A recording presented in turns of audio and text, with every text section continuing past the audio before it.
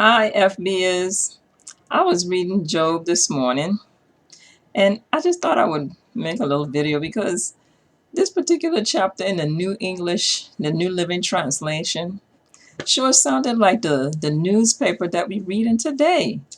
Why doesn't, is Job 24? It says, Job asks why the wicked are not punished. Why doesn't the Almighty bring the wicked to judgment? Listen to how it sounds. Why must the godly wait for him in vain?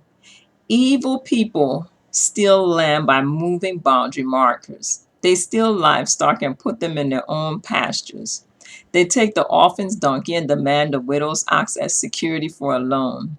The poor are pushed off the path. The needy must hide together for safety like wild donkeys in the wilderness. The poor must spend all their time looking for food, searching even the desert for food for their children. They harvest the field they do not own, and they glean in the vineyards of the wicked all night.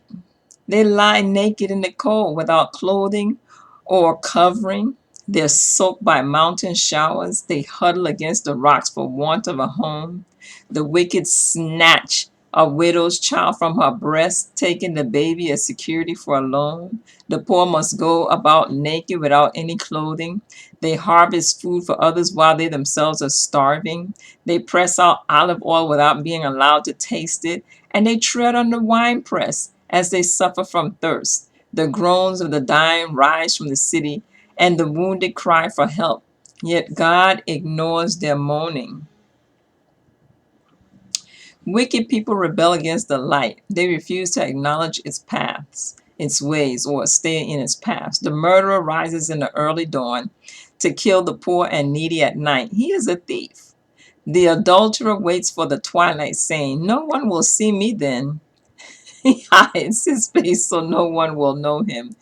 Thieves break into houses at night and sleep in the daytime. They're not acquainted with the light. The black night is their morning. They allay themselves with the terrors of darkness, but they disappear like foam down a river. Everything they own is cursed, and they are afraid to enter their own vineyards.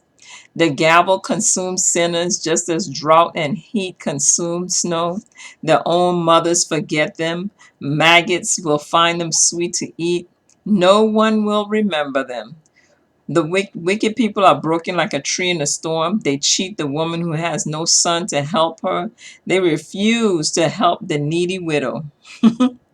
Wow. God in his power drags away the rich. They may rise high, but they have no assurance of life. They may be allowed to live in security, but God is always watching them. And though they are great now, in a moment they will be gone like all others, cut off like heads of grain. Can anyone claim otherwise? Who can prove me wrong?